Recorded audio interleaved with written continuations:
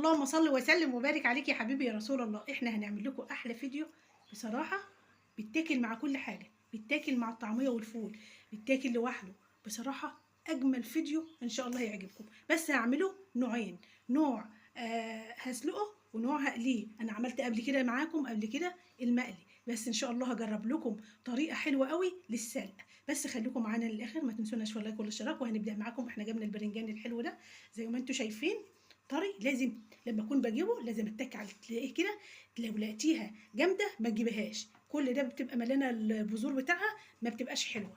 برضو شوفوا الصغيره الحلوه دي بجيبها واعملها كده بنفس الطريقه كلها. لو هتقليه وبرده لو هتسلقوه بنفس الطريقه. بس هقول لك احنا هنعمل ايه. معايا البتنجان الابيض الحلو ده، معايا الفلفل احمر واخضر، ومعايا 5 فصوص توم، ما بكترش التوم، ومعايا الشطه الحلوه ديت، معايا قرنين بس، ومعايا 3 ليمونات. احنا هنعمل ايه دلوقتي؟ احنا هنحط الملح.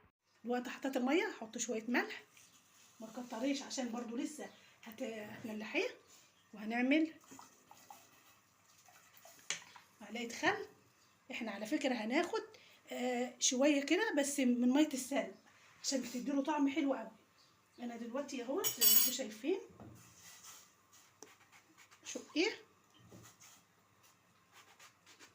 هعمل النص كده والنص كده عشان في ناس يعني فيه بياكلوه كده وبياكلوه كده عندي زي ما انت شايفه. انا دلوقتي حطيت الزيت. اهم حاجه البتنجان عندك لازم يكون ناشف عشان لما تحطوه في الزيت ما يبقاش فيه ميه. انا دلوقتي حطيته يتقلى. دلوقتي ده اللي بالسلق اهوت، هنسيبه لغايه ما يعني يبقى حلو معانا كده ويستوى زي ما انت شايفه. دي التتبيله هنعملها معاكم اهي. اهم الفلفل الاحمر دلوقتي مالي السوق. انا ان شاء الله هجيب وهعمل لكم هريسه، وهعمل لكم برده الفلفل الدقه اللي ببقى حشيبها السمك، بتبقى حلوه قوي وكنت منزلاها معاكم زي ما انتم شايفين. بصراحه انا كنت عامله دقه السمك خطيره. هنعمل التتبيله دي كلها وبعد الحشوه ديت ونرجع لكم تاني. معلش مش عارفه الواحد بينسى ليه، كلنا بننسى بصراحه الايام ديت. كده خلاص المقلي استوى ولونه على الجميل.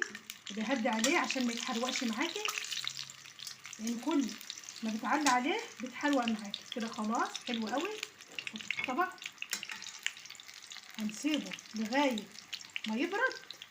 اوعي تحشيه وهو سخن، اوعي تحطوا له الخلطه بتاعته وهو سخن عشان لما يبرد خالص مش هياخد حاجه. وهوريكم احلى تتبيله. دلوقتي خلاص زي ما انت شايفه استوى معانا. هنشيله من على النار ونسيبه برده يبرد مع اللي اتقلى، وهوريكم احنا هنوضبه ازاي وهيبقى بصراحه احلى بتنجان ان شاء الله. كده خلاص استوى. هنشيله من الميه، ما ترميش الميه، خدي شويه هنحطهم دلوقتي. اوعي ترمي الميه على طول. هنسيبه يبرد كده اهو ونحشي ايه احلى تتبيله واحلى بتنجان بصراحه حلوه قوي اهو. جبت ده برضو زي ما انت شايفه كده.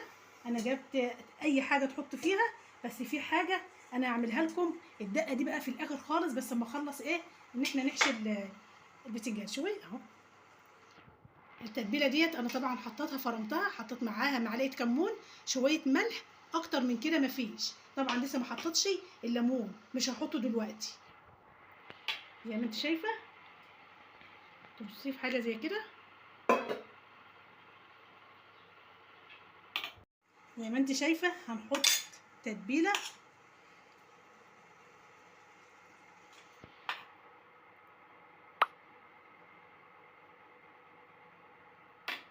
نفس الطريقه.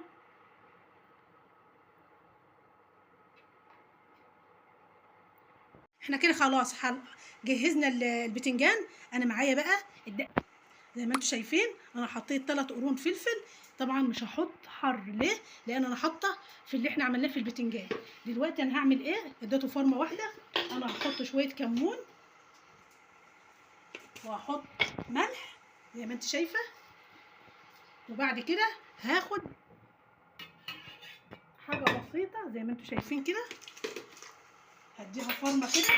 خلاص معايا التتبيله اللي انا قلت لكم عليها، الفلفل الاحمر مع كرنيب ميه من بتاع سلق البتنجان، دي ليمونتين زي ما انت شايفه كده. بسم الله ما شاء الله.